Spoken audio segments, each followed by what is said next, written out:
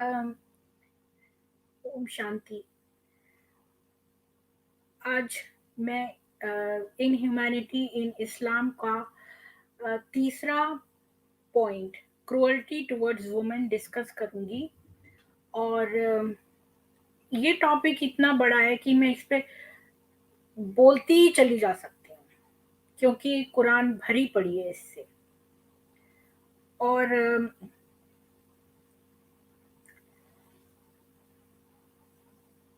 सनातन धर्म में कहते हैं मनस्य एकम वचस्य एकम महात्मा नाम। मीन्स जो महान आत्माएं होती हैं वो मन से एक, कर्म से एक और वचन से एक होती है। मतलब जैसा हम मन में सोचते हैं वैसे ही हम वचन बोलते हैं और वैसे ही हम कर्म करते हैं। पर ऐसा इस्लाम के बारे में नहीं कहा जा सकता, क्योंकि इस्लामिस्ट जो हैं वो महिलाओं को मूर्ख बनाते हैं, यह बोलकर कि इस्लाम धर्म जो है वो महिलाओं के लिए बहुत अच्छा है। और इसका कंपैरिजन करते हैं वेस्ट के साथ कि वहाँ की जो महिलाएं हैं वो असुरक्षित हैं और आदमी उनका फायदा उठाते हैं। यह बात सच है कि वेस्ट में जो है विमेन वल्नरेबल हैं, क्योंकि उनकी बचपन जो है वो बहुत एक ही माँ बाप के ना होकर सौतेले माँ बाप के साथ वो रहते हैं, और उनकी सोसाइटी में दूसरी परेशानियां हैं। पर इसका ये मतलब नहीं है कि आप सुरक्षा के नाम पे औरतों को कैद कर लें, उनको तरह तरह से अब्यूज करें। और मैं आपको बताऊंगी कि ऐसे कौन से अब्यूजेस हैं जो इस्लाम में महिलाओं के साथ करे जाते हैं और उन्हें मूर्ख बनाया जाता है।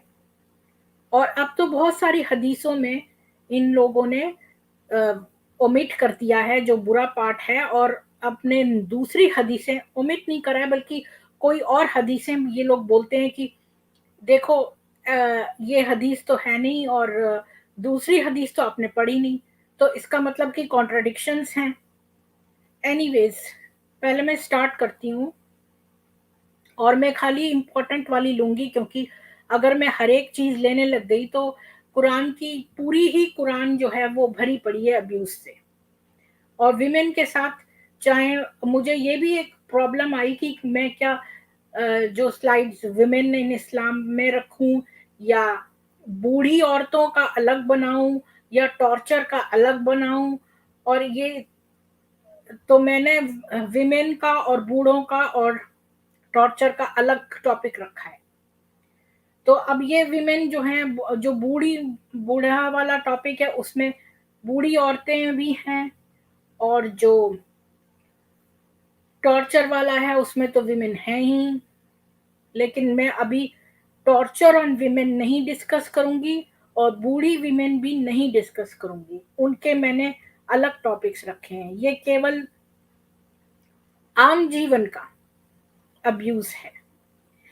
तो सबसे पहले हम स्टार्ट करते हैं कि इस्लाम में जो है आप 4 शादियां कर सकते हैं। सनातन धर्म में एक आदमी के एक ही वाइफ हो सकती है, एक ही भार्या हो सकती है, और बहुविवाह पाप है। मैंने मनुस्मृति, जो कि हम फॉलो भी नहीं करते हैं, हम वेद और गीता फॉलो करते हैं, पर मनुस्मृति से ही मैंने आपको बता दिया है कि बहुविवाह पाप है। अब मैं आपके साथ शेयर करती हूँ ये स्क्रीन, क्योंकि मैं जो भी कहूंगी कुरान और हदीसों से ही कहूंगी, अपने मन से मैं कुछ भी नहीं यहाँ कहूंगी, एक शब्द भी।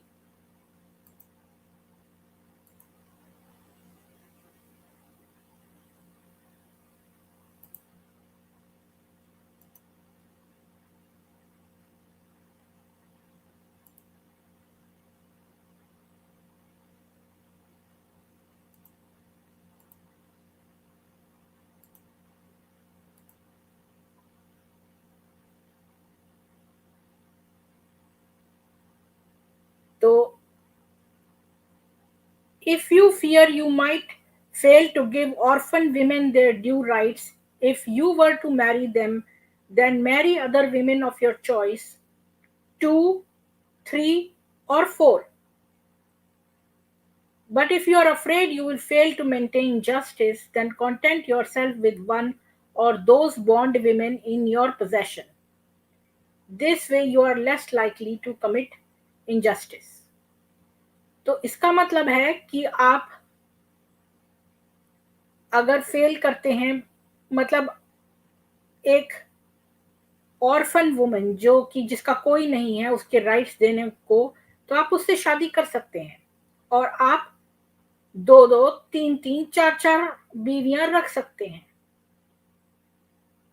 और अगर आपको जस्टिस करने में लगता हो डर कि मैं इनसे बराबर इनके साथ व्यवहार नहीं कर पाऊंगा, और या फिर वो जो मेरी स्लेव वुमेन है,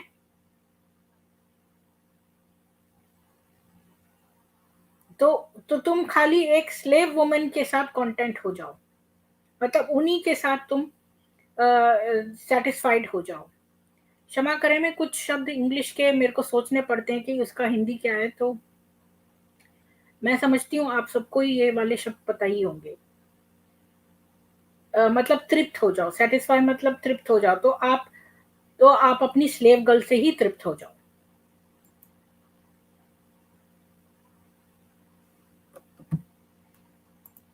इसका मतलब है कि आप 2-2, 3-3, 4-4 बीवियां रख सकते हैं।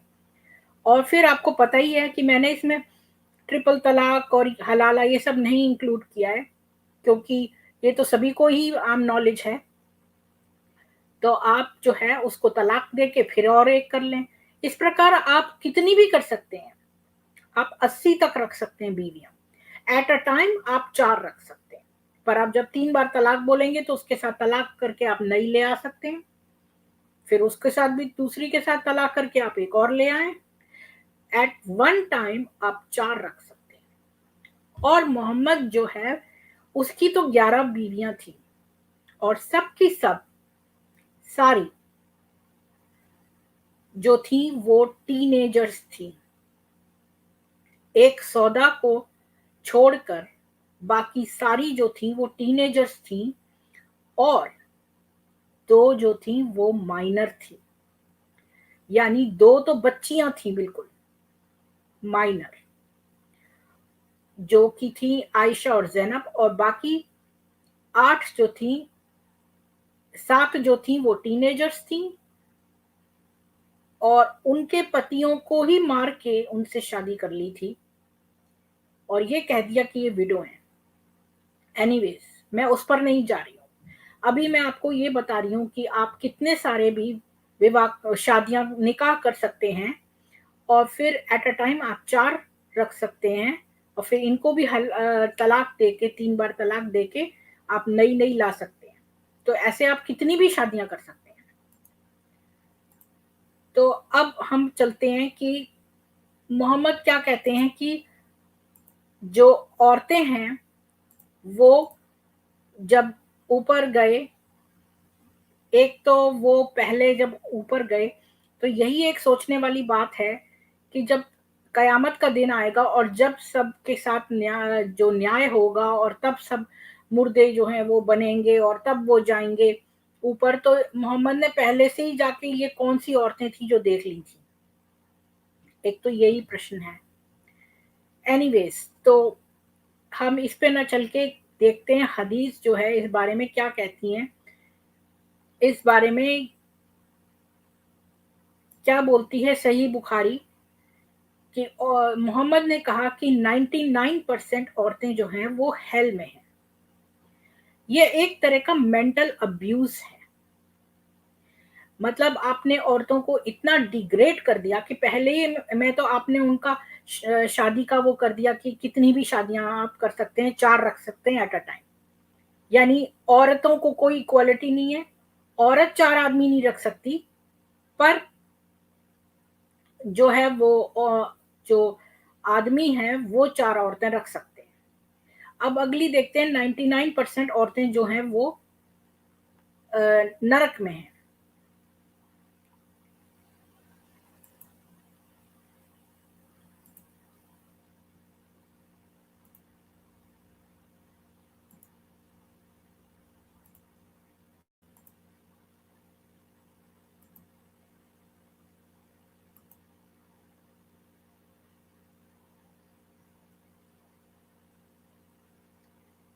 The prophet said, I looked at paradise and found poor people performing the majority of its inhabitants, and I looked at hell and saw that the majority of its inhabitants were women. तो profit ने कहा कि जब मैंने जन्नत की ओर देखा तो गरीब आदमी जो हैं वो वहां पर मेजॉरिटी में थे, मतलब वो बहुतात में थे।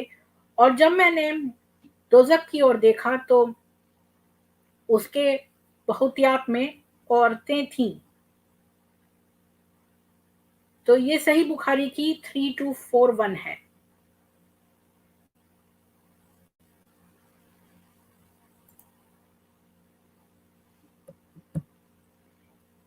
अगर आपको पिछला वाला ना दिखा हो, पिछली वाली जो मैं ये ट्रू हिंदू का देख रही हूँ कि ये वर्ष पिछला शायद उनको ना दिखाओ, तो मैं पिछली वाली जो है आप 4 शादियां कर सकते हैं उसका वर्ष दोबारा दिखा देती हूँ।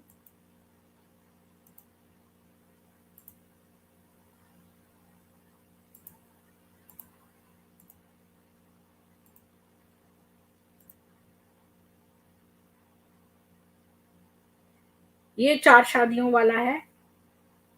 ये है 4.3, सही इंटरनेशनल का 4.3।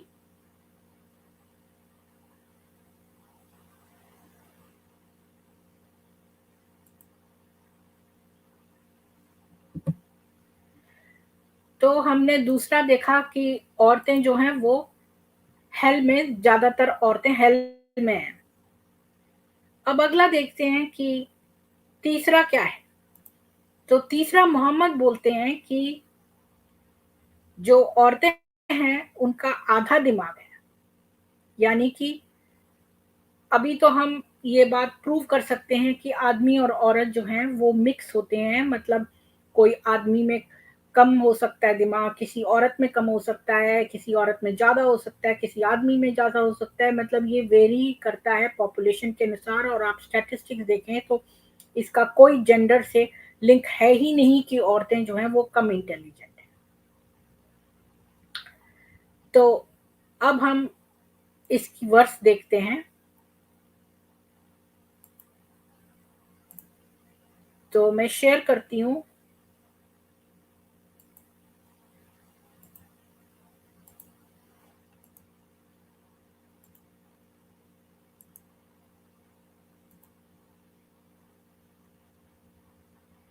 सही बुखारी 2658 कहती है, narrated Abu Said al Khudri, the prophet said, isn't the witness of a woman equal to half of that of a man?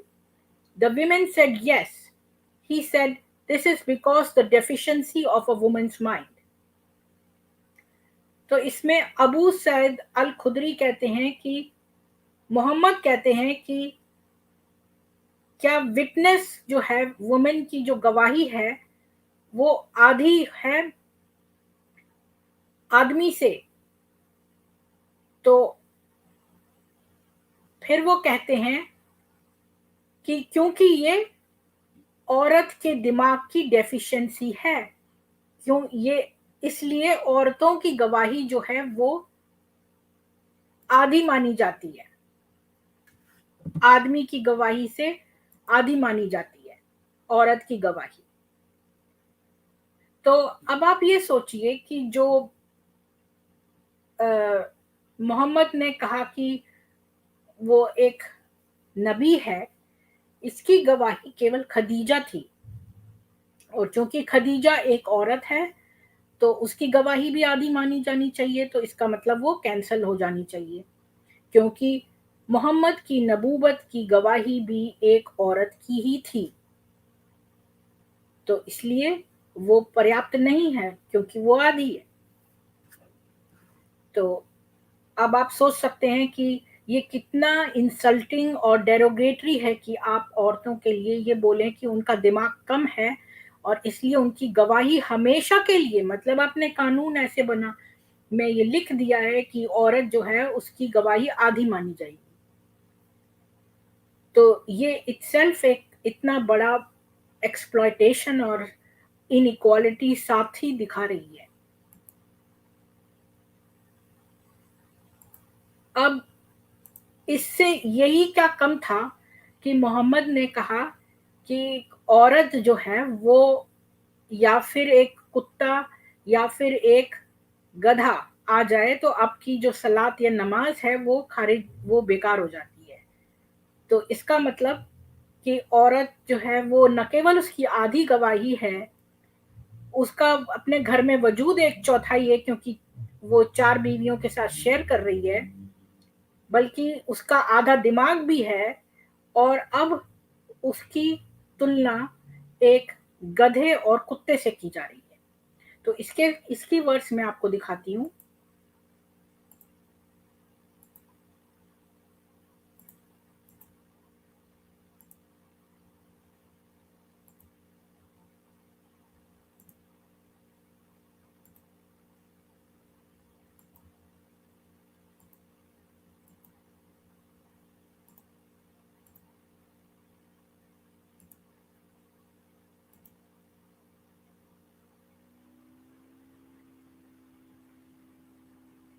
ये है सही बुखारी की 511, बुक 8 हदीथ 158।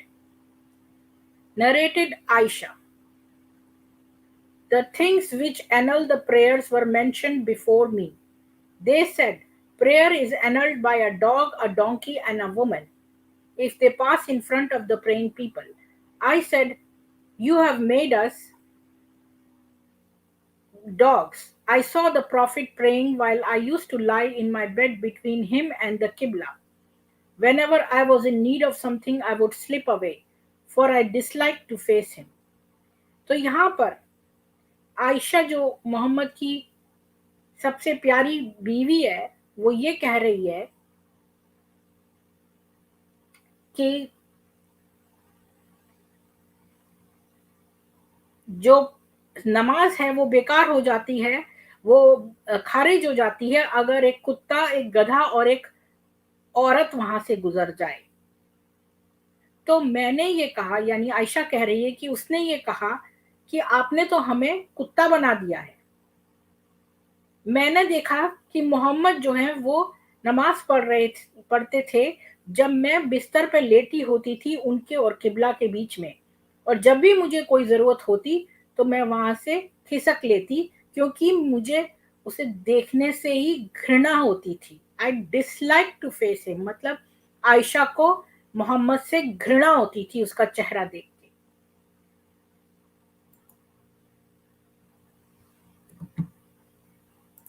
तो आपने देखा कि अब जो है औरतों की, महिलाओं की, अब ये कोई भी इसमें एक्सक्यूजेस दे दें और दिखाएं कि कुरान में यहाँ तो ये लिखा है, वहां तो ये लिखा है, पर ये हदीस को वो कैसे निकालेंगे, इस हदीस को वो कैसे डिफेंस प्रोवाइड करेंगे कि ये हदीस तो दी हुई है, तो आप चाहे कुछ भी कहीं भी लिख दें, उससे क्या फर्क पड़ता है, ये हदीस तो आप नहीं मिटा सकते हैं। अब जो है हम चलते हैं कि जो, अब देखो सनातन धर्म में तो ये कहते हैं कि यत्र नार्यस्तु पूजयन्ते रमन्ते तत्र देवता, मतलब जहां नारी की पूजा होती है देवता भी वहां पर खुश होते हैं, वहां पर निवास करते हैं। तो और सनातन धर्म में देवियों का दर्जा दिया है महिलाओं को, और हमारे यहाँ पर देवियां भी होती हैं। आपको फ्रीडम है कि आप ईश्वर को एक नारी के रूप में भी पूजा कर सकते हैं, पूजा अर्चना कर सकते हैं, और एक आदमी के रूप में भी। तो ये जो है आपको फ्रीडम है। तो जो है महिलाओं को इक्वल दर्जा दिया गया है, वो देवियां भी हैं, वो मंदिरों में भी हैं, वो पूजा योग्य हैं। और आप दूसरी तरफ देखिए कि वो इस्लाम में आधे दिमाग की, कम इंटेलिजेंस की, और उसका कोई घर में अस्तित्व इतना इम्पोर्टेंट ही नहीं है, क्योंकि वो एक चौथाई है, और उसकी जो है तुलना एक कुत्ते से और एक गधे से की गई है। और अब देखते हैं कि चलो संपत्ति में कितना अधिकार है, क्योंकि ये लोग बहुत उससे बोलते हैं मुसलमान कि हमारे यहाँ पर बड़ी मेहर दी जाती है और हमारे यहाँ बहुत संपत्ति में अधिकार होता है। तो चले देखते हैं कि इनके यहाँ संपत्ति में क्या हिसाब किताब है। तो मैं आपके साथ ये शेयर करती हूँ कि इस्लाम में जो पुत्र और पुत्री है उसको इक्वल नहीं समझा जाता। पुत्री को पुत्र का आधा मिलता है। तो ये मैं आपसे शेयर करती हूँ verse. True Hindu, can you provide us these verses? तो ये वर्सेस मैं आपको इसमें दे ही रही हूँ, आप उसमें से नोट कर सकते हैं।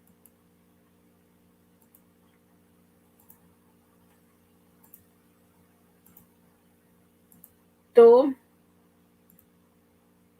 ये आपको दिख रहा है कि 4.11 बुखारी की कहती है, अल्लाह तुम्हारी संतान के संबंध में तुम्हें आदेश देता है कि पुत्र का भाग 2 पुत्रियों के बराबर है, यानी पुत्री को आधा है। यदि पुत्रियां 2 से अधिक हों तो उनके छोड़े हुए धन का 2/3 भाग है। यदि एक ही हो तो उसके लिए आधा है। तो यानी 2 पुत्रियां हो तो 2/3 भाग है, और उसके माता पिता दोनों में से प्रत्येक का छठा भाग है जो छोड़ा है, यदि कोई संतान है। और यदि कोई संतान पुत्र या पुत्री ना हो और उसका वारिस उसका पिता हो, उसकी माता का तिहाई भाग है और शेष पिता का। फिर यदि माता और पिता के सिवाय एक अधिक भाई बहन है तब माता का छठा भाग है, जो वसीयत तथा कर्ज के चुकाने के बाद होगा। तो अब मैं आपको बताती हूं कि इसके अनुसार पहले तो हमने ये देखा कि पुत्र का भाग जो है वो 2 पुत्रियों के बराबर है, यानी कि जो पुत्री है उसका आधा ही मिलेगा जो पुत्र को मिलेगा। अब इसके हिसाब से कैलकुलेशन करते हैं, और ये मैंने नीरज अत्री जी के एक प्रेजेंटेशन से किया, क्योंकि मैं टाइम अपना वेस्ट नहीं करना चाहती थी फिर से ड्राइंग बना बना के। तो मैंने ये स्लाइड जो है वो नीरज अत्री जी के उससे लिया है, और ये मैं आपसे शेयर करती हूँ। तो इससे आपको संपत्ति का पता चल जाएगा।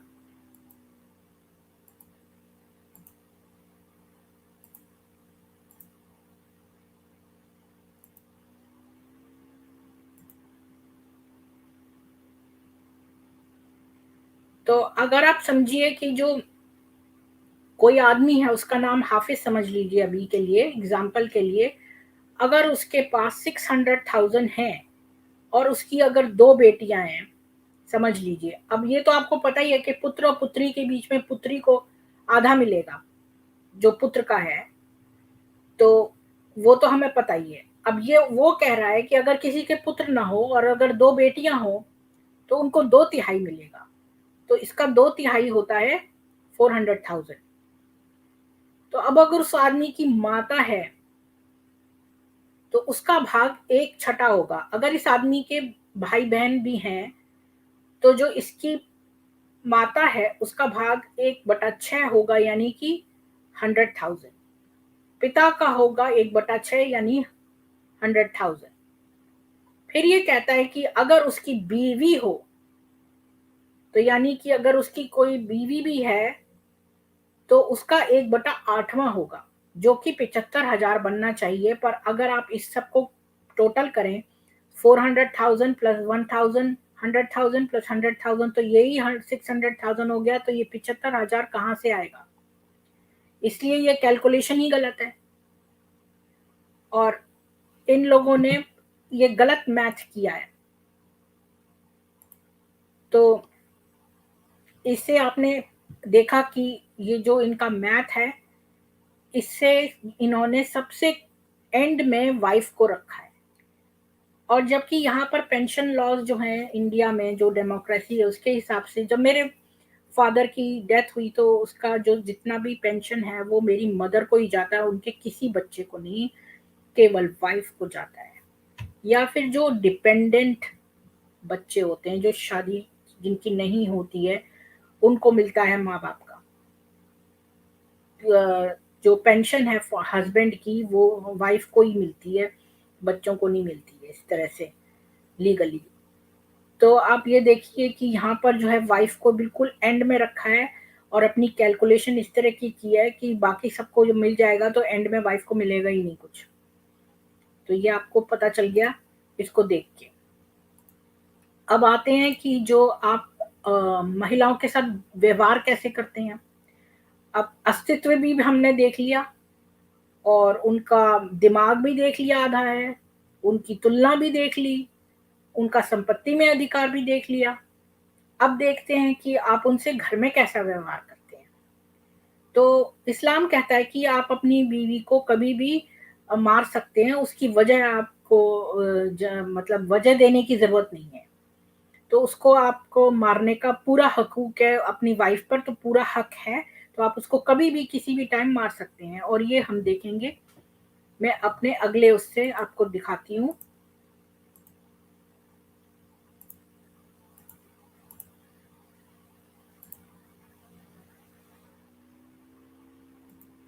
सॉरी, ये तो फिर स्लाइड आगे बढ़ाने से वो शेयर नहीं होता है, तो मुझे पहले से ही लगाना चाहिए था। तो मैं फिर से शेयर करती हूँ।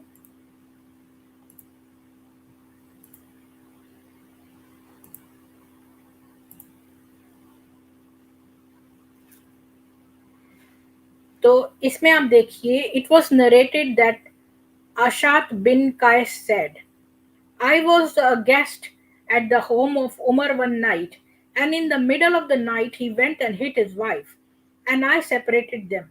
When he went to bed, he said to me, O Ashat, learn from me something I had heard from the Messenger of Allah.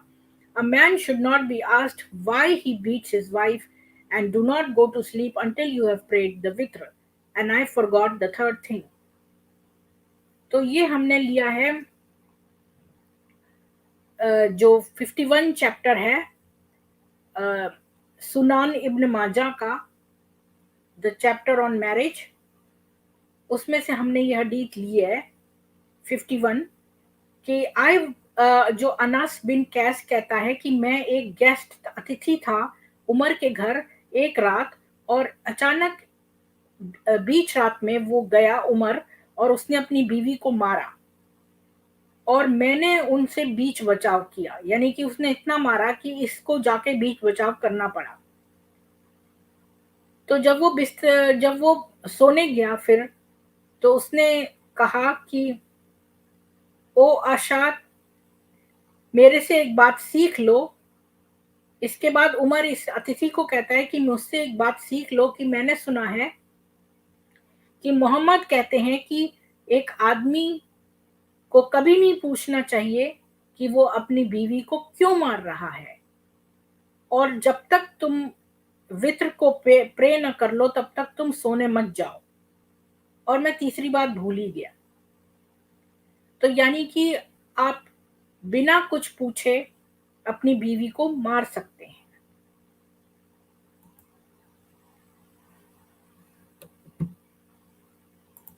तो आशा कर रही हूँ कि आपको ये सारे वर्सेस दिख रहे होंगे।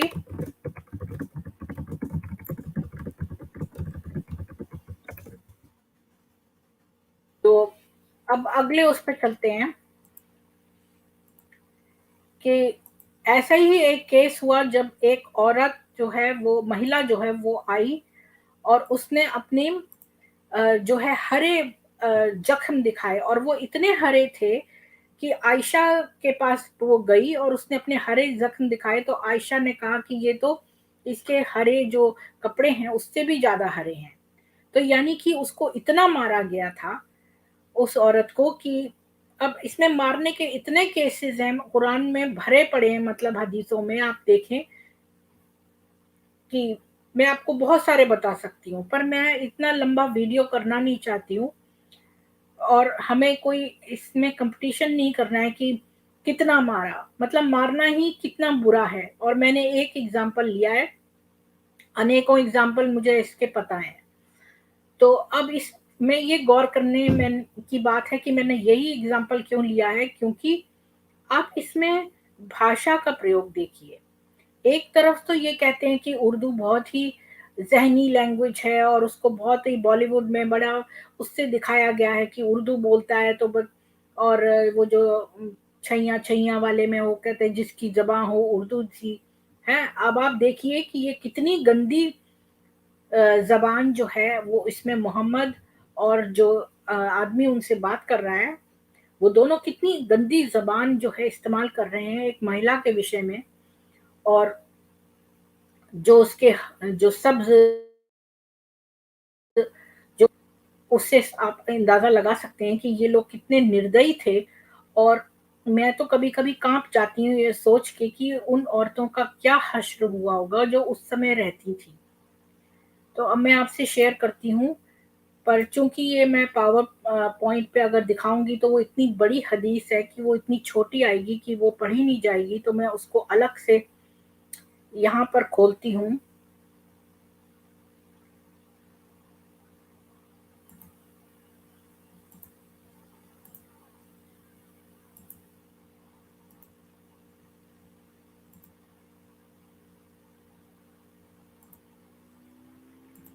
शिट!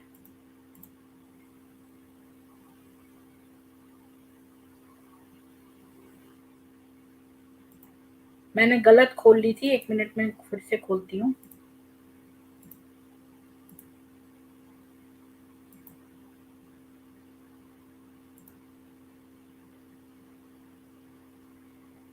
तो इसको हम बड़ा कर लेते हैं।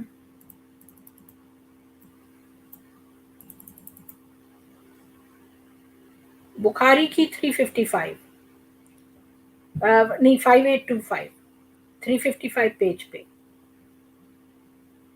हमसे मोहम्मद बिन बशार ने बयान किया, कहा हमसे अब्दुल वहाब बिन अब्दुल मजीद वक्फी ने कहा हमको अयूब मुख्तियानी ने खबर दी, उन्हें इरकमा ने और उन्हें रियाफा ने, कि उन्होंने अपनी बीवी को तलाक दे दी थी। फिर उनसे अब्दुल रहमान बिन जुबैर कुरजी ने निकाह कर लिया। आयशा ने बयान किया कि वो खातून, क्योंकि वो जो थी वो आयशा के पास गई थी, तो आयशा ने बयान किया कि वो खातून सब्ज ओढ़नी ओढ़े हुए थी। उन्होंने आयशा से अपने शौहर की शिकायत की और अपने जिस्म पर सब्ज निशानात दिखाए। फिर जब रसूल अल्लाह तशरीफ लाए तो इरकमा ने बयान किया कि औरतें आपस में एक दूसरे की मदद करती हैं। आयशा ने हजरात से कहा कि किसी ईमान वाली औरत का मैंने इससे ज्यादा बुरा हाल नहीं देखा, उनका जिस्म उनके कपड़े से भी ज्यादा बुरा हो गया है। बयान किया है कि उनके शौहर ने भी सुन लिया था कि बीवी हजूर अकरम के पास गई हैं, और चुनाचे वो भी आ गए और उनके साथ उनके 2 बच्चे उनसे पहली बीवी के थे। और उनकी बीवी ने कहा, अल्लाह की कसम मुझे इनमें कोई और शिकायत नहीं, अलबत्ता इनके साथ इससे ज्यादा और कुछ नहीं जिससे मेरा कुछ नहीं होता। उन्होंने अपने कपड़े का पल्लू पकड़कर इशारा किया, और यानी उनके शौहर कमजोर हैं। इस पर उनके शौहर ने कहा, रसूल अल्लाह, वल्लाह ये झूठ बोलती है, मैं इसको चमड़े की तरह उधेड़ कर रख देता हूँ। तो आपने ये लैंग्वेज भाषा देखी कि ये आदमी जो है उसका शौहर अब्दुल रहमान वो ये कह रहा है कि मैं इसको चमड़े की तरह उधेड़ कर रख देता हूँ। ये आप लैंग्वेज देखिए। मगर ये शरीर है, ये मुझे पसंद नहीं करती और रियाफा के यहाँ दोबारा जाना चाहती है। रिफाया क्या, सॉरी, दोबारा जाना चाहती, यानी पहले अपने पुराने हस्बैंड के पास जाना चाहती है। हजूर अकरम ने उस पर फरमाया कि अगर ये बात है तो तुम्हारे लिए वो रिफाया उस वक्त तक हलाल नहीं होंगे जब तक ये अब्दुल रहमान यानी दूसरा शौहर तुम्हारा मजा ना चख ले। तो आप मोहम्मद की भाषा देखिए कि वो ये कह रहा है कि वो उसकी जो शिकायत लेने आई थी, जो जिसको इतना मारा था कि उसके सब्ज जो है वो जख्म हो गए थे, वो अपने हस्बैंड के पास तब तक नहीं जा सकती जब तक ये जो दूसरा हस्बैंड अब्दुल रहमान जो है वो उसका मजा न चख ले। तो ये आपने इसकी गंदी जबान देखी मोहम्मद की कि वो इस तरह की भाषा का प्रयोग कर रहे हैं, मजा न चख ले एक महिला के लिए, जो कि अपनी बजाय कि अगर कोई बहुत नोबल और वर्चुअस आदमी होता तो वो उसको डांटता कि तुमने ये महिला पर इतना हाथ और इतने जख्म कैसे दिए उसे। और फिर ये कहते हैं कि अरे हम तो कि और भी बहुत सारी वर्सेस हैं जिसमें कहा है कि औरत को अलग कर दो और फिर उसको मारो अगर वो डिसोबीडियंट हो। तो मुसलमान कहते हैं अरे हल्के से मारो, हौले से। तो ये इतना मारते थे कि इनके हरे हरे जख्म हो गए हैं। और बजाय उस आदमी को डांटने के, वो आदमी मोहम्मद के सामने कह रहा है कि मैं चमड़े की तरह इसको उधेड़ देता हूँ। तो मोहम्मद ये नहीं कह रहे कि तुम कैसी भाषा बोल रहे हो। और बजाय उसको डांटने के मोहम्मद उसका जवाब देते हैं कि जब तक तुम अपने पुराने, यानी कि उसके आदमी पर विश्वास करते हैं कि भाई इसकी बीवी जो है वो अपने पुराने हस्बैंड के पास जाना चाहती है, तो इसलिए उसको कहते हैं कि जब तक ये तुम्हारा मजा ना चखे। तो मोहम्मद उसके भाषा में और ऐड कर देते हैं अपनी गंदी भाषा। बयान किया कि हजूर अकरम ने अब्दुल रहमान के साथ 2 बच्चे भी देखे तो दरियाफ्त किया क्या ये तुम्हारे बच्चे हैं? उन्होंने अर्ज किया और हजरात ने फरमाया इस वजह से तुम ये बात सोचती हो।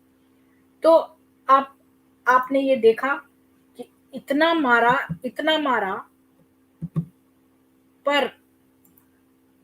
पर जो है मोहम्मद को कोई दया नहीं आई उस औरत पे। और उसने ये बल्कि कहा कि भाई औरतें ही औरतों का जो है वो किसी और ने कहा कि भाई औरतें औरतों का जो है वो साइड लेती हैं। तो मोहम्मद को तो दिख रहे थे ना जख्म। तो उसने कोई सहानुभूति नहीं दिखाई उस महिला के साथ, बल्कि उससे बुरी जो बातें कर रहा था आदमी, उसको बजाय डांटने के उसकी बुरी बात का बुरी बात से ही जवाब दिया। तो आप ये देख सकते हैं कि महिलाओं को आप कभी भी किसी भी टाइम बिना वजह मार सकते हैं और कितना भी मार सकते हैं। और अब आते हैं कि जो औरतें जो हैं उनको न केवल मार सकते हैं, बल्कि अगर वो किसी के साथ एडल्ट्री करते हुए पकड़ी जाएं। खुद तो मोहम्मद ने बहुत सारी बीवियां करी और इतनी सारी गुलाम रखी। और अगर कोई औरत करे किसी के साथ एडल्ट्री तो भाई उसे पत्थर मार मार के उसे मार दो। इतना भयानक तरीका मारने का एक औरत को। और ये आज भी है। ये जितने अरेबिक कंट्रीज हैं इसमें स्टोनिंग टू डेथ ही है। और मैंने उसके खुद लाइव वीडियो देखे हैं और मुझे मालूम है। और बहुत मुश्किल होती है, एक बार ये इस तरह की चीज देख लो तो मन से निकालना बहुत मुश्किल होता है। तो अब मैं आपके साथ शेयर करूंगी, ये स्टोनिंग वाली वर्स जो है ये शेयर करती हूँ।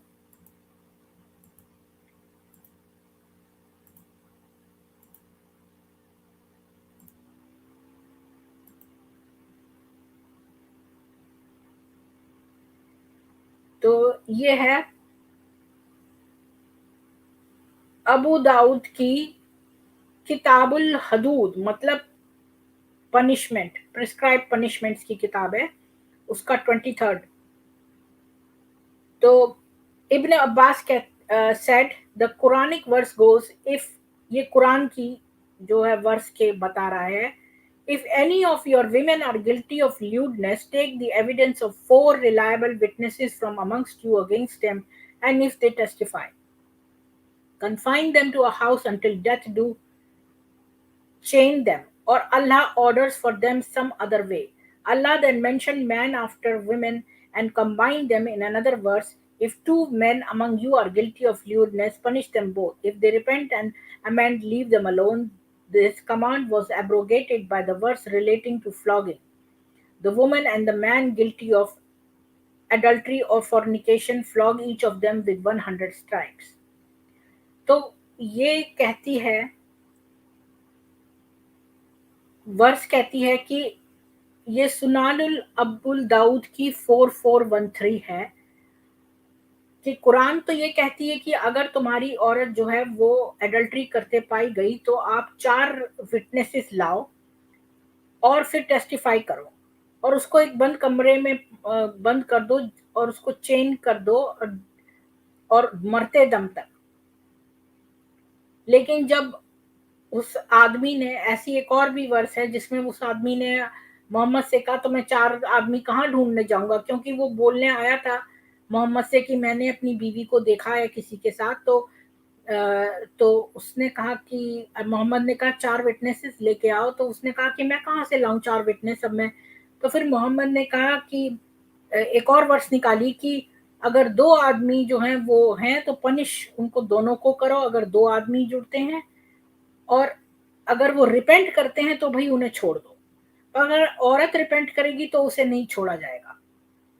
और फिर उसने ये वर्स एब्रोगेट करके फ्लॉगिंग पे कर दी कि जो है वो अब ये है कि अगर वो अनमैरिड हो तो उन्हें फ्लॉग करो और अगर मतलब कोड़े मारो, और अगर वो मैरिड हैं तो उनको पत्थर मार के मार दो। तो अब हम इस पे आते हैं, इस केस से समझने की कोशिश करते हैं कि इसका क्या मतलब है।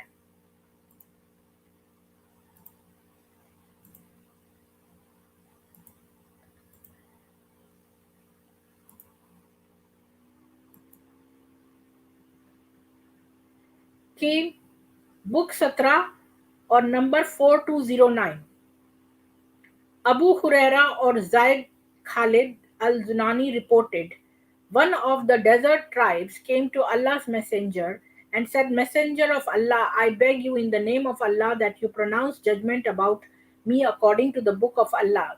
The second claimant, who was wiser than him, said, Well, decide amongst us according to the book of Allah, but permit me to say something. Thereupon Allah's messenger, may peace be upon him, he said, My son was a servant in the house of the person, and he committed adultery with his wife. I was informed that my son deserved stoning of death. I gave him 100 goats and a slave girl as ransom for this. I asked the scholars if this could serve as an expiation of this offense. They informed me that my son deserved 100 lashes and exile for 1 year, and this woman deserved stoning, as she was married.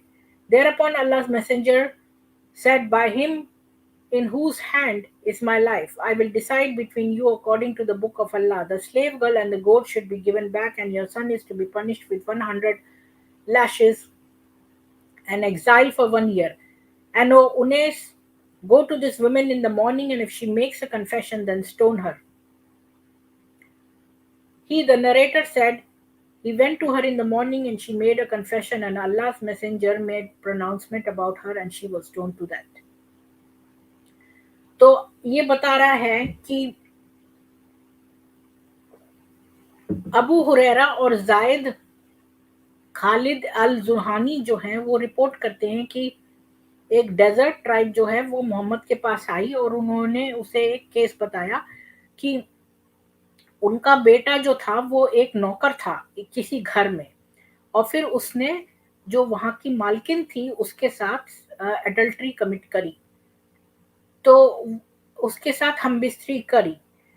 तो वो आदमी ने कहा कि मैंने इसके बदले में कि उसको कोई मार ना दे पत्थरों से, तो मैंने ये कहा कि 100 सॉरी बकरियां और एक स्लेव लड़की जो है इसे दे देते हैं। तो मैंने स्कॉलर से पूछा तो उन्होंने कहा कि भाई आपके बेटे को 100 कोड़े और 1 साल के लिए एग्जाइल मिलेगा, और इस औरत को जो है वो मारा जाएगा पत्थरों से। और मोहम्मद ने कहा कि हाँ तुम उस जाकर उस औरत से उसका कन्फेशन लो और फिर उसको पत्थरों से मार दो, और तुम्हारा जो बेटा है उसे जो है वो कोड़े मार के कर दो, तो और उस औरत को जो है वो स्टोन कर दो डेथ से। तो इतनी बर्बरता जो थी वो इन लोगों में इतनी बर्बरता है कि इन्होंने पत्थरों से मार मार के जो है औरतों को मारा है, पत्थरों से मार मार के उनकी जान ली है। कि कितनी निर्दयता, और इसमें और जो प्री हिस्टोरिक जो आदि मानव था जिसमें कि इतनी कुशलता और दिमाग विकसित नहीं था, उन लोगों के तरह से इन लोगों ने ये लोग आज भी जो है वो पत्थरों से मार मार के औरतों की जान लेते हैं। और आप ये मत सोचिए कि अगर ये छोटा बच्चा है तो ये कहते हैं भाई उसे तो लैशेज मिल जाएं और उसको स्टोनिंग ना हो, ये सब कहने की बातें हैं इनकी किताब के अनुसार। पर जो यकीन में होता है वास्तव में, वो ये लोग पत्थर ही मारते हैं और औरत को सजा है और आदमी को जो है वो कोड़े मार के छोड़ देते हैं और औरतों को पत्थरों से मार मार के उनकी जान लेते हैं। आप ये देखिए, मैं आपके साथ एक और चीज शेयर करती हूँ,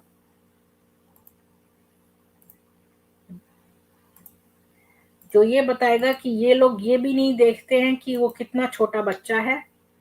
तो इसमें आप देखिए कि 13 साल की जो विक्टिम है वो 1,000 मेन के साथ स्टेडियम में, यानी कि ये मजा लूट रहे हैं कि 1,000 आदमियों के होने की आवश्यकता क्या है, कि ये इससे इंजॉयमेंट ले रहे हैं, उससे मजा कर रहे हैं।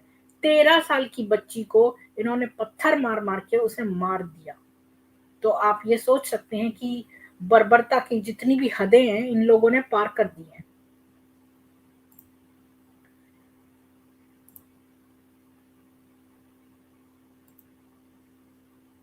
तो अब जो है वो चलते हैं आगे और देखते हैं कि ये लोगों ने, अब हमने देख लिया कि औरतों का कोई अस्तित्व नहीं है घर में, उनकी दिमाग कम है, वो गधे और कुत्ते के बराबर है, उनका विटनेस भी आधा है, उनकी प्रॉपर्टी में हिस्सा भी आधा है, पुत्र पुत्र के से आधा है। और अगर वो बीवी है तो उसको कुछ मिलेगा ही नहीं, वो फॉर्मूला में तो है पर उसको एंड में कुछ नहीं मिलने वाला। और जो है वो उसे पत्थरों से मार मार के, अगर उसने इधर उधर एडल्टरी करी, और इसीलिए उसे हिजाब में रख रख के, और चूंकि ये लोग अपने ऊपर नहीं, अपनी लस्टी आइज पे कंट्रोल नहीं कर सकते। मोहम्मद ने आदमियों को नहीं कहा कि तुम अपनी लस्टी आइज मत कंट्रोल करो, बल्कि औरतों को कहा कि तुम अपने आप को जो है कवर करो इतना ज्यादा। तो सोचो कि मेरी तो स्किन बर्न होती है, हम धूप में जरा सी भी मैं निकल जाती हूँ, अगर मैं ज्यादा कपड़े पहने हूँ तो वो कपड़े जो है वो मुझे जलाने लगते हैं अंदर से, तो मेरे को बर्निंग शुरू हो जाती है। तो आप सोच सकते हैं कि इन लोगों के कितनी मुसीबतें इनको उठानी पड़ी होंगी। और जो स्पेशली जो बहुत ठंडे प्रदेशों में रहते हैं उनकी स्किन जो है वो बहुत ही नाजुक होती है। तो अगर वो जो गर्मियों के मौसम में वो बहुत ज़्यादा जो है इस तरह कवर करके नहीं रह सकते हैं, और जिनको अस्थमा प्रॉब्लम है उन्हें भी बहुत प्रॉब्लम है। लेकिन चूंकि ये औरतों की प्रॉब्लम है इसलिए ये जो है इनको मजा है। ये लोग औरतों को जितना भी तंग करते हैं, जितने भी फील्ड्स में ये तंग कर सकते हैं उतना करते हैं। तो अब हम अगले में चलते हैं कि मुता निकाह क्या होता है। तो ये तो हमें पता ही है कि 4 शादियाँ कर सकते हैं एट अ टाइम, और फिर उनको तलाक दे दे के कितनी भी कर सकते हैं। और ऐसे मैंने केसेस भी सुने हैं जब एक आदमी ने 80-80 शादियाँ करी हैं। तो ये कोई चूँकि इसमें लिमिटेशन ही नहीं है कि आप कितनी बार तलाक कर सकते हैं और कितनी बार नई-नई शादियाँ कर सकते हैं। और मुता निकाह क्या होता है, ये भी आपको पता है कि हलाला क्या होता है। अब देखिए मुता निकाह क्या होता है, तो मैं आपसे शेयर करती हूँ मुता निकाह की अम, वर्स।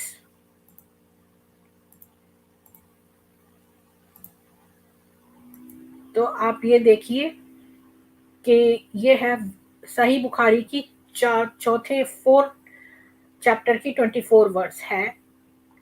तथा उन स्त्रियों से विवाह वर्जित है जो दूसरे के निकाह में हो, परंतु तुम्हारी दासियां जो युद्ध में तुम्हारे साथ आई हो, ये तुम पर अल्लाह ने लिख दिया है और इसके सिवा दूसरी स्त्रियां तुम्हारे लिए हलाल कर दी गई हैं।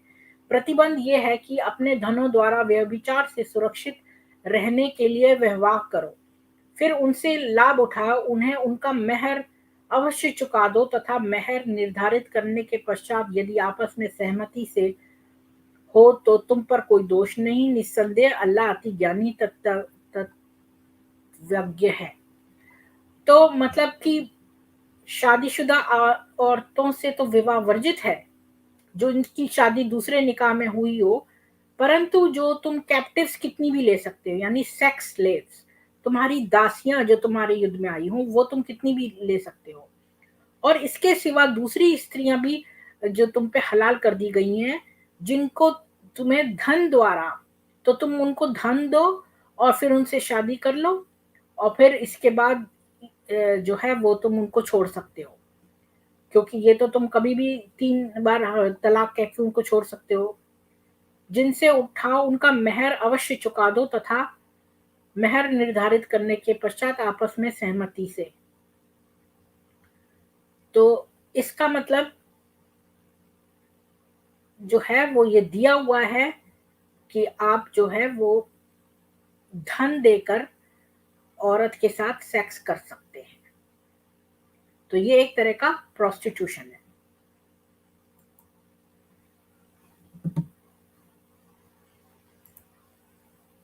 अब मैं आपसे साथ शेयर करना चाहती हूँ एक और चीज कि इसका इन्होंने कितना ज्यादा नाजायज फायदा उठाया है।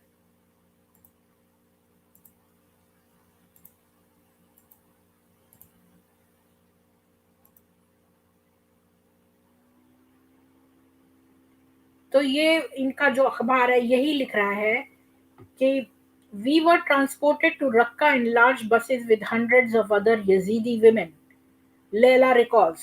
तो लैला एक यजीदी औरत है जो बता रही है कि बहुत सारी लोग जो है उन्हें भर के यजीदी औरतों को रक्का के लिए एक लार्ज बहुत सारी बसों में रवाना किया गया।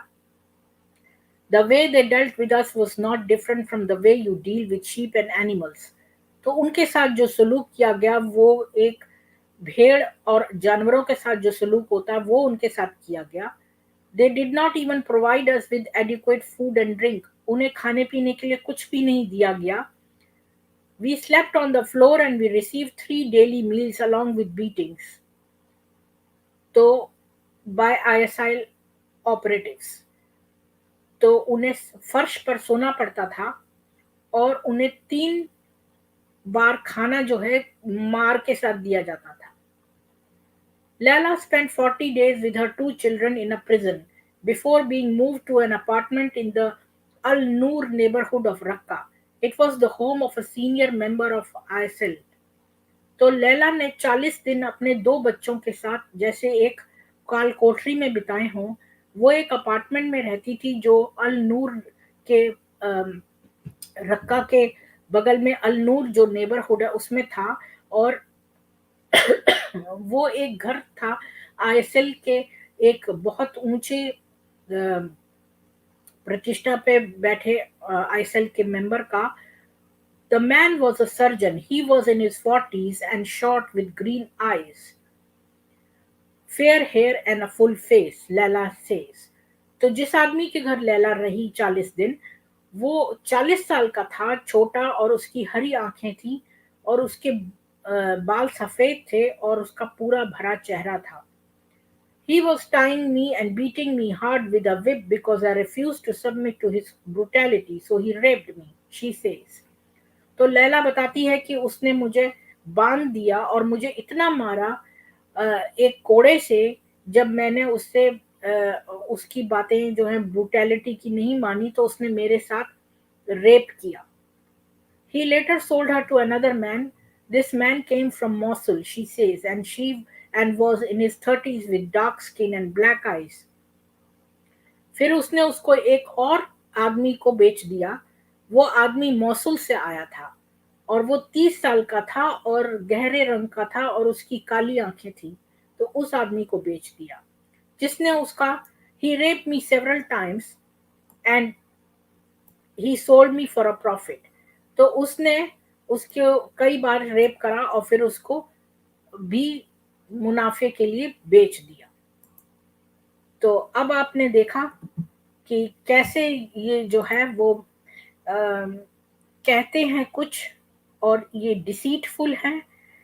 ये मुसलमान बहुत बातें बोलते हैं कि हम महिलाओं के लिए बहुत हमारी ऊंची हैं महिलाएं, बहुत कुछ है, लेकिन असल में ये है इनकी असलियत। ये मुंह से कितना भी कुछ बोल लें लेकिन जो ये करते हैं और जो इनकी किताबों में लिखा है वो लिखा ही है। ये आगे कितनी भी नकली हदीसें उसमें जोड़ते जाएं और उसमें अच्छा दिखाने की कोशिश करें, पर ये हदीसें जो ऑलरेडी हैं वो मौजूद हैं और उनसे ये प्रमाणित होता है कि इसमें इतना अब्यूज और टॉर्चर औरत का कोई आप ये सोच लीजिए कि क्या बचा है, कितनी तरह से आप किसी को बेइज्जत करके, मार के, उसका हर धन से अधिकार छीन के उसको कितनी तरह तकलीफ देते हैं। इससे तो वेस्ट में जो वो ये लोग कहते हैं कि औरतें जो हैं उनका शोषण होता है, तो ये लोग तो उन्हें हर एक को जबरदस्ती शोषित करते हैं। वेस्ट में तो केवल कुछ लोगों का, कुछ औरतों का शोषण हो जाता है क्योंकि वो गरीब होती हैं या और वजहों से, लेकिन उन्हें फ्रीडम है। और यहाँ पर उनकी फ्रीडम छीन के हर औरत को शोषित किया जाता है, हर औरत को। और कुछ मुसलमान बोलेंगे हमने तो ऐसा नहीं किया है, पर वो कितने हैं, उन्हें मालूम ही नहीं है कि क्या चल रहा है। अब आप पाकिस्तान में देखिए, तो मैं आपको बताना चाहती हूँ कि अ, तो एक है डॉक्यूमेंट जो मैं आपको बताना चाहती हूँ। वो एक जर्नलिस्ट जो थी, उसने पाकिस्तान में जाकर और वहाँ पर उसने एनालाइज किया, और वो बहुत समय तक वहाँ रही, और उसने जो अपने रियल स्टैटिस्टिक्स और रियल वो दिए हैं वो मैं आपसे शेयर करती हूँ। तो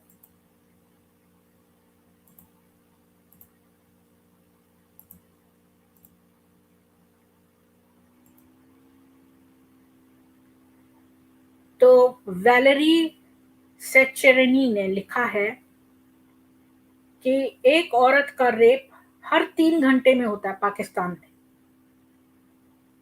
65% of them are under age. 65% जो हैं वो बच्चियां हैं। And 1 in 4 is a victim of a group rape. और 4 में से एक जो है उसके साथ ग्रुप रेप होता है। अब आप ये सोचेंगे कि ग्रुप रेप क्यों होता है। ग्रुप रेप इसलिए होता है क्योंकि 4 अगर होंगे तो विटनेस एक दूसरे का दे देंगे। तो अब मैंने ये हाईलाइट किया था तो ये सब गायब हो गया है। फरीदा शहीद जो थी वो एक सोशियोलॉजिस्ट थी, एंड अ मेंबर ऑफ शिरकत गाह। वो मेंबर थी शिरकत गाह की, जो कि एक पाकिस्तानी ऑर्गेनाइजेशन है जो कि काम कर रही है और महिलाओं की राइट्स के लिए। तो वो एक सफिया बीबी की कहानी सुनाती है। तो मैं इंग्लिश नहीं पढ़ के या फिर मैं इंग्लिश पढ़ देती हूँ। 18-year-old Safia Bibi was a servant in a wealthy landed family. She was raped regularly by the man of the house and his son, and eventually became pregnant. Her father lodged a suit for rape, but for some want of evidence, the court acquitted the rapist and convicted Safia Biba of zina. She was sentenced to 15 lashes and 3 years in prison. We campaigned against the sentence in the national and international media, and she was finally acquitted. तो जो शिरकत गाह की जो फरीदा शहीद है वो एक कहानी बताती है सब इसकी, कि साफिया बीबी नाम की 18 वर्ष की एक नौकरानी, जो कि एक बहुत अमीर घर में नौकरानी थी, उसको रेगुलरली जो है रेप करता था उस वो जो आदमी था घर का, और उसका बेटा भी। और फिर वो प्रेग्नेंट हो गई। तो उसकी जो साफिया बीबी थी उसका जो फादर था उसने एक कंप्लेंट लॉन्च करी रेप की, लेकिन उन्होंने एविडेंस मांगा। तो अब ये देखिए कि मोहम्मद ने अपने उसमें लिखा है कि आप 4 गवाह लाइए। अब जो औरत है जिसका रेप हो रहा है वो एकांत में ही होगा, वो कहाँ से गवाह लेकर आएगी। तो ये कॉमन सेंस की बात है। इस तरह तो आप हर एक रेप विक्टिम को जो है वो रेप विक्टिम को जो है वो न्याय ही नहीं मिलेगा। तो उसकी फादर ने लॉन्च करी एक रेप की कंप्लेंट, पर एविडेंस नहीं हुआ, तो कोर्ट ने जो है वो रेपिस्ट को तो छोड़ दिया, उन चारों रेपिस्ट को, लेकिन सफिया बीबी को जिना के उस पर पनिशमेंट दी 15 कोड़े की और 3 साल की सजा की। तो जो अब न केवल बेचारी का रेप होता रहा उस आदमी के साथ और उसका बेटा, दोनों रेप करते रहे बहुत समय तक, बल्कि उसको कोड़े भी पड़े। तो यानी वो रेप भी हुई, कोड़े भी पड़े, और उसको 3 साल की सजा भी मिली। तो ये जिना के अंडर में। तो अब ये जो है ये बताती है कि बहुत सारे प्रॉब्लम्स हैं इन औरतों के लिए। और जो वहाँ की जो जज है, उनको कोई जो औरत है अब वो उसको कोई भी फ़र्क नहीं पड़ता। और वो यही कहती है, जो मौलवी रटा देते हैं कि भई औरत, इस्लाम जो है वो बहुत उससे देखता है एडल्टरी को, और वो औरत को ज्वेल समझता है, और रेप तो सीरियस ऑफेंस है। और जो चीफ जस्टिस है शरिया कोर्ट का, महबूब अहमद, वो जिना वाली बात पर हंसता है और कहता है कि पता नहीं लोग क्यों ऐसा सोचते हैं, मेरी नजर में तो वेस्टर्न सोसाइटी में औरतों की इज्जत नहीं है और हमारे इसमें बहुत है। और इसीलिए जिना जो है उनको सिक्योरिटी और फ्रीडम देती है। तो जो जिना के अंडर जो रेप और जिना है, उसके अंडर जो भी क्राइम्स हैं वो हद यानी अल्टीमेट पनिशमेंट में आते हैं। तो इसका मतलब उन्हें डेथ बाय स्टोनिंग, और in the case of unmarried person 100 lashes in public. यानी कि अगर शादीशुदा है तो उसको पत्थर मार मार के उसकी जान ले लो, और अगर वो बिना शादीशुदा है तो उसे 100 कोड़े पब्लिक में मारो। तो पर इस्लाम ये भी कहता है कि confession of 4 Muslims of good standing have witness the crime. यानी कि 4 विटनेस जो हैं वो अच्छे विटनेस, साउंड विटनेस होने चाहिए।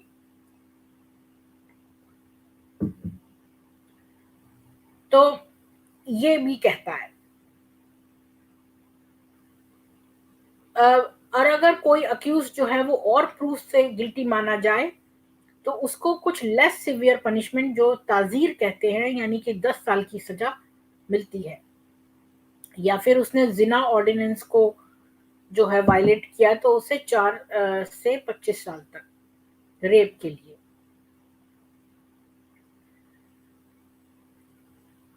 तो कुरान कहता है, if a woman inspires belief then the rapist may be given a ताजीर punishment on her word alone.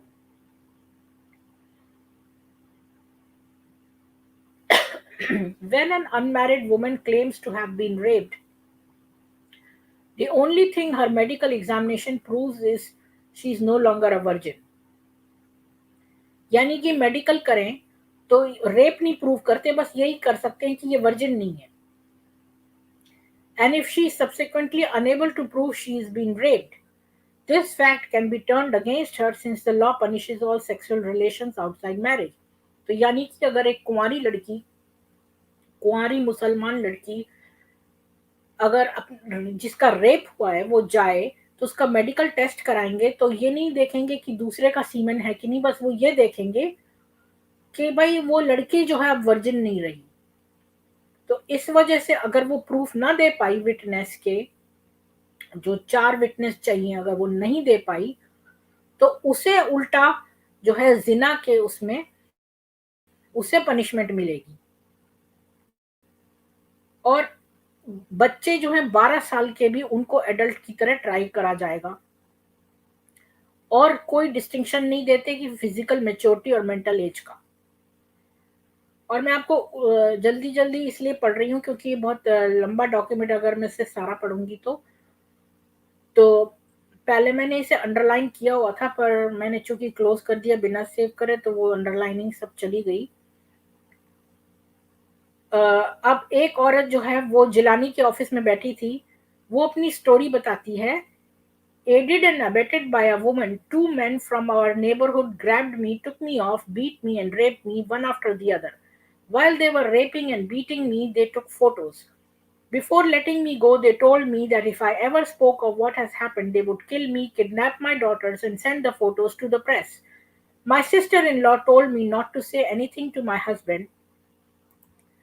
तो मुझे मालूम नहीं कि आपको ये नज़र आ रहा है कि नहीं है, तो मैं इसको दोबारा से शेयर करती हूँ क्योंकि मैंने देखा है कि मूव करो अगर कर्सर तो फिर वो आगे का नहीं होता है।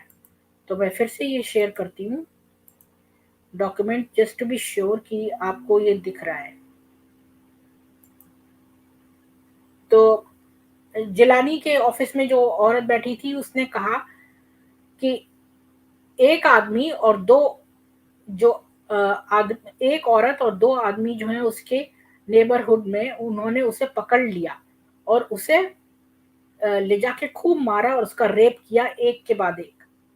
और जब वो उसे मार और रेप कर रहे थे, तो वो उसकी फोटो भी खींच रहे थे।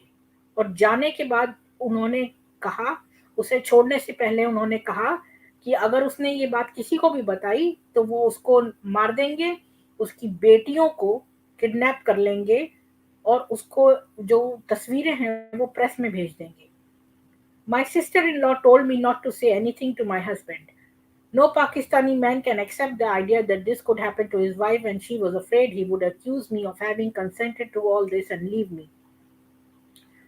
तो उसकी जो सिस्टर इन लॉ है, उसने जो है अ, उसको बताया कि ये बात वो अपने हस्बैंड को ना बताए, क्योंकि पहली बात कि हस्बैंड शायद उसकी बात पे विश्वास ना करे और फिर हो सकता है कि वो इसी को छोड़ दे, तो चांस क्यों लिया जाए।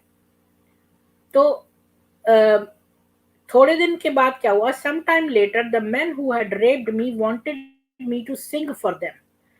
They demanded money from me and threatened to show my husband the photos if I didn't give them something. But I have so little money. तो वो औरत तो बता रही है कि कुछ दिन तो ऐसा चला, तो वो चुप रही बेचारी, इतना रेप हुई, इतनी मार खाई, और वो किसी को बता भी नहीं सकती अपनी व्यथा, क्योंकि अगर उसने अपने हस्बैंड को बताया और हो सकता है कि वो उस पर शक ही करे और उसे ही छोड़ दे, तब तो उसको खाने के भी लाले पड़ जाएंगे और उसकी दो बेटियां वो भी वो रख ले। तो उसने सोचा, कुछ दिन बीत गए तो इसके बाद जो आदमियों ने उसे रेप किया था, वो चाहते थे कि वो उसके लिए गाना गाए। तो उन्होंने उससे पैसे मांगे और उसे थ्रेटन की, उसे धमकी दी कि अगर वो ये सब नहीं पैसे उन्हें देगी और गाना गाएगी तो वो उसकी तस्वीरें जो उसके हस्बैंड को दिखा देंगे। लेकिन मेरे पास इतने कम पैसे थे। लेकिन एंड में मेरे हस्बैंड को, anyway in the end my husband found out everything and drove me from the house with the children. I went to stay with my father and we filed a charge of rape against the men. It took 8 months before the police even registered the charge.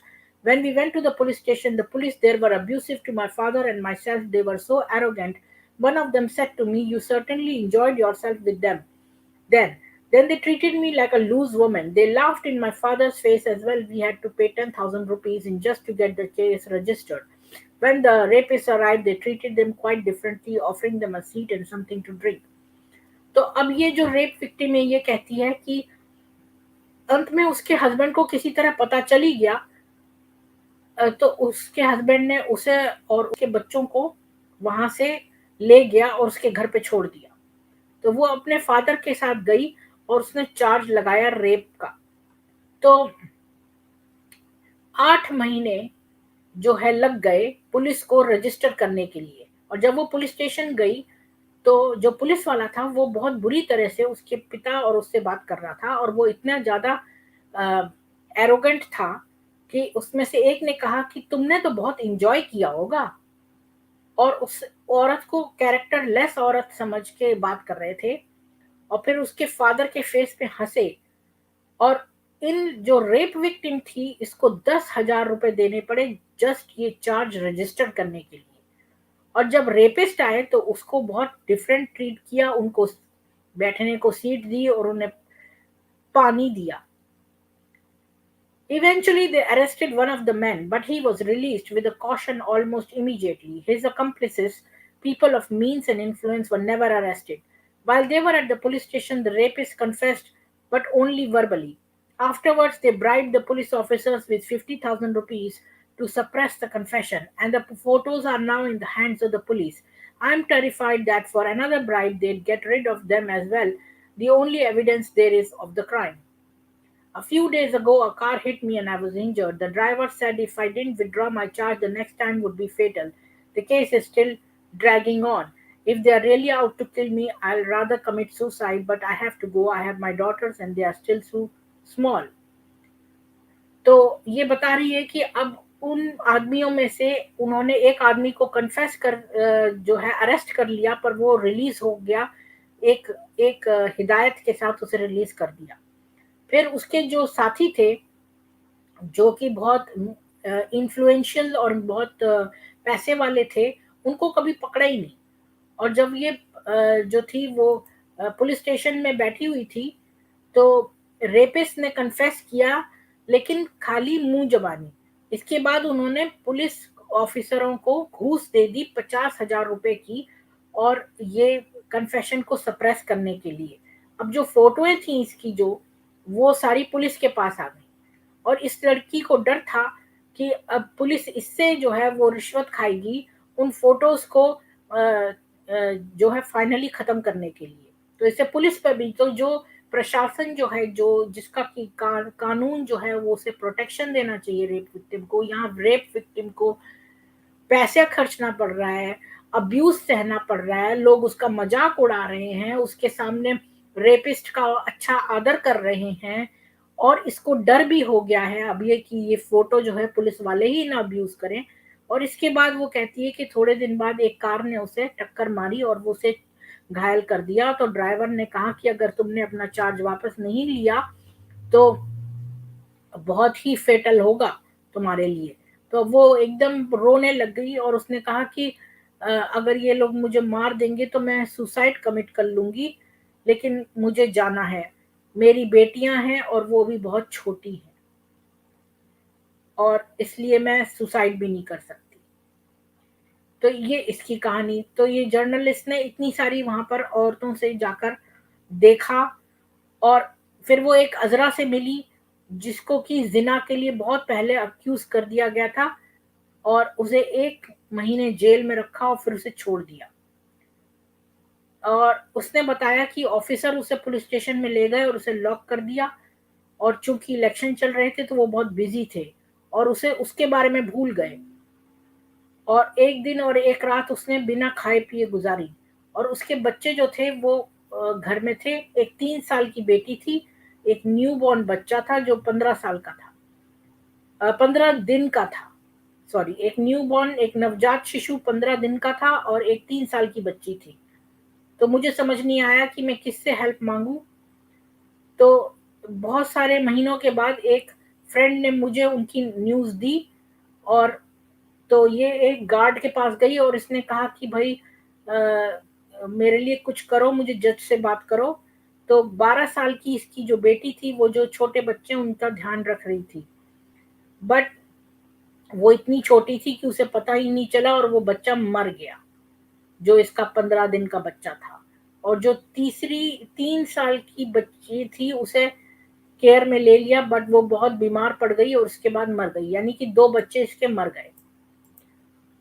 तो ये बता रही है कि जो है rape जो है उसे क्राइम समझते ही नहीं है। पाकिस्तान में रेप को क्राइम ही नहीं समझते, और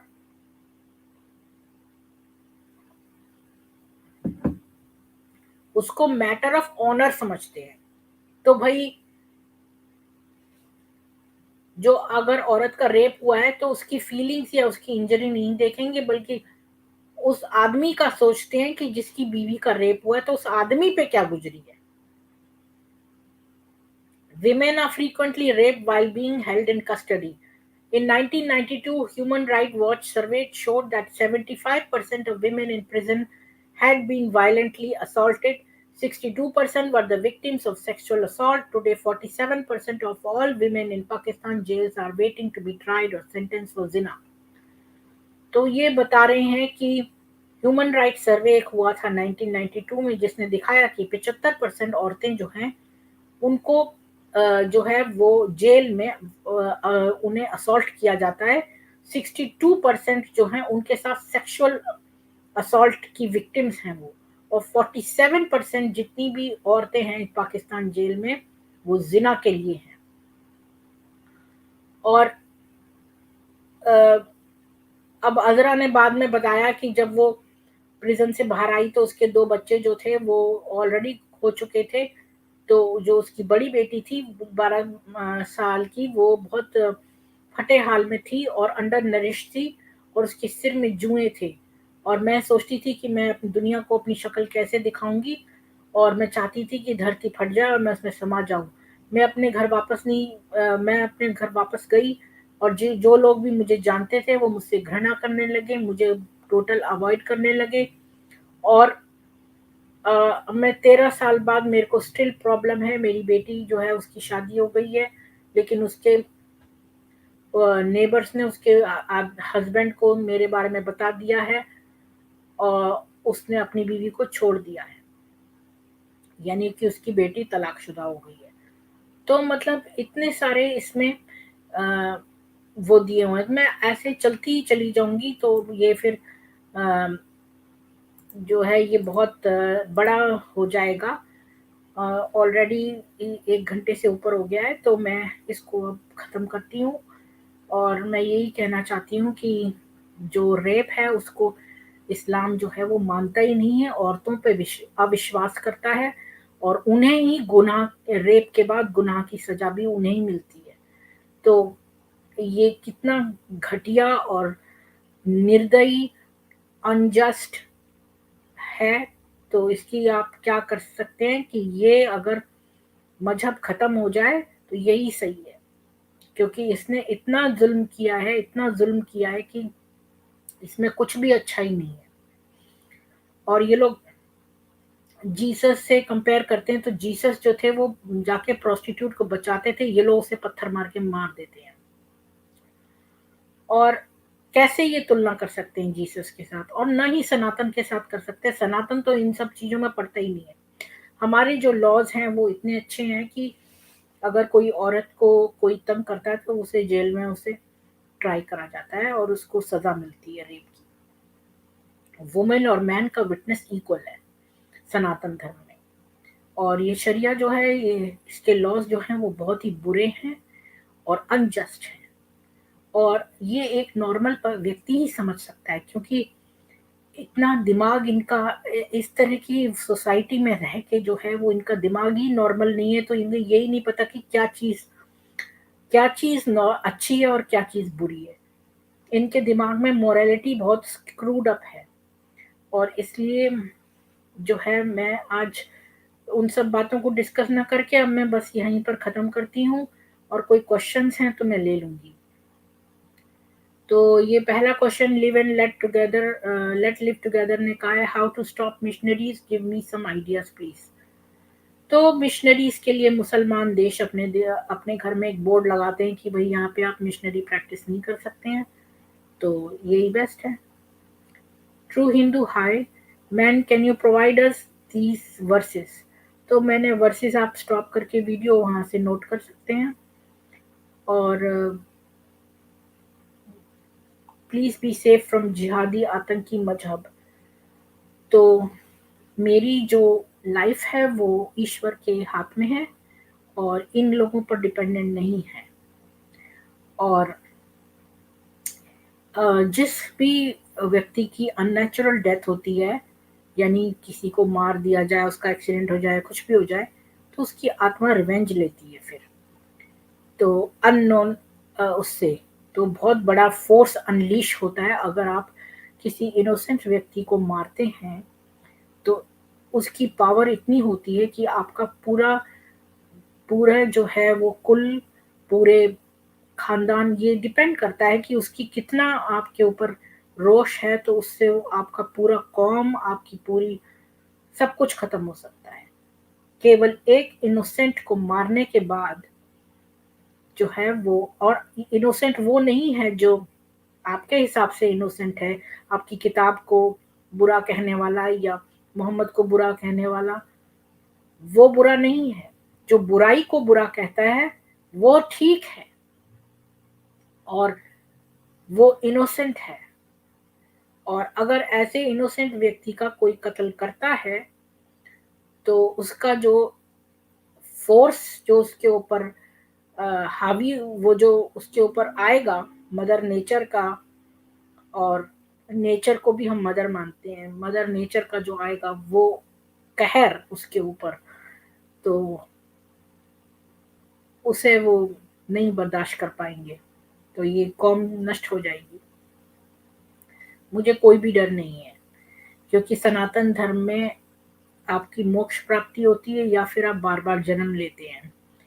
तो हमारी जो आत्मा है वो हमेशा ही रहती है, जो फ्लैश है वही मरता है। तो इससे अम, कोई मुझे मरने का डर है ही नहीं, क्योंकि मैं हमेशा सच ही बोलती हूँ और किसी की बात पे विश्वास भी नहीं करती। मैं हर एक चीज़ को खुद से खोज करती हूँ, उसकी अ, उसको रिसर्च खुद से करती है, देखती हूँ, जब तक कि रिलायबल सोर्सेस से, ऑथेंटिक सोर्सेस से, ये नहीं कि गूगल में कोई भी थर्ड पार्टी कह दे तो मैं उसको मान लूँगी। तो ये तो मैंने बहुत थोड़ी-सी स्लाइड बताई है, पर इतनी ज़्यादा जो है वो इसमें बुराइयाँ हैं। तो मैं आपको एक बार एंड में समरी कर देती हूँ कि हमने डिस्कस किया कि आप बहु शादियाँ कर सकते हैं आदमी, बहुत सारी बीवियाँ रख सकते हैं, एट एट वन टाइम 4 रख सकते हैं, बाकी ट्रिपल तलाक कह के कितनी भी कर सकते हैं। और औरतें जो हैं उनके हिसाब से 99% हेल में हैं, उन औरतों में आधा दिमाग है, उनकी डेफिशिएंसी है, वो कुत्ते और गधे के बराबर है, और उनकी जो है वो संपत्ति में अधिकार जो है वो पुत्री का जो है वो अधिकार संपत्ति में पुत्र से आधा है। और जो अगर औरत का जो कहा जाए, अगर जिस आदमी के बहुत भाई-बहन भी हैं, तो उसकी जो बीवी है, उसको जो मिलेगा एंड में वो कुछ नहीं है, और कैलकुलेशन के हिसाब से तो लिखा हुआ है, पर अगर आप कैलकुलेट करके देखें तो उसे कुछ नहीं मिलेगा। और औरत को कभी भी, महिला को बिना पूछे आप उसे कितना भी मार सकते हैं, कभी भी मार सकते हैं, कितना भी मार सकते हैं। तो ये जो हौले-हौले कहते हैं, ये सब गलत है।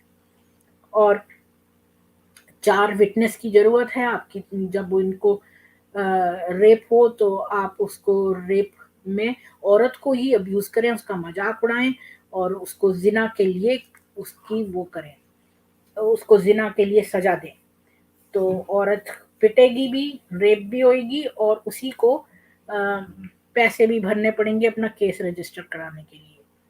और इसके अलावा आदमी जो हैं वो मुद्दा निकाह कर सकते हैं, पैसे देके, और निकाह कर सकते हैं 1 रात का, और उसको मुद्दा निकाह कहते हैं। और जो हलाला जो है वो मैंने आपको नहीं बताया, पर पुष्पेंद्र कुलश्रेष्ठ जी बताते हैं एक कहानी ऐसी, कि जो स्कॉलर था वो शादी करना चाहता था, तो कैसे उसका जो उसने अपनी बीवी को जो बहुत सुंदर थी और छोटी थी, उसको जो है तलाक दे दिया। तो अब उसके जहाँ वो पीएचडी कर रहा था, तो उसके जो जिससे वो पीएचडी कर रहा था, उसने ये सलाह दी कि भाई मेरे से हलाला करा लो तो बात घर की घर में रह जाएगी। और वो लड़का जो है वो मान गया, और हलाला जो है उसके पैसे मौलवी से न देने के बजाय उसने उस पीएचडी जो अपने गुरु थे उससे हलाला कर दिया, और गुरु ने इसके बाद उस लड़के की बीवी को अपने घर में रख लिया, और तलाक ही नहीं दिया। तो अब उसकी बीवी हथियाली, जो छोटी लड़की थी उसको हथिया लिया। और इस तरह आपने बहुत देखे होंगे कि कई मौलवियों ने हलाले में रख ली और नहीं दी आगे, और उसको बहुत समय तक यूज़ किया। जैसा कि मोहम्मद ने अपने गंदी ज़बान में यही बोला कि मज़ा ना चख ले। तो आप ये देखिए कि एक नबी या कोई प्रॉफ़िट इस तरह का हो सकता है। ये तो नॉर्मल से भी बिलो बिलो है, बिलो बिलो।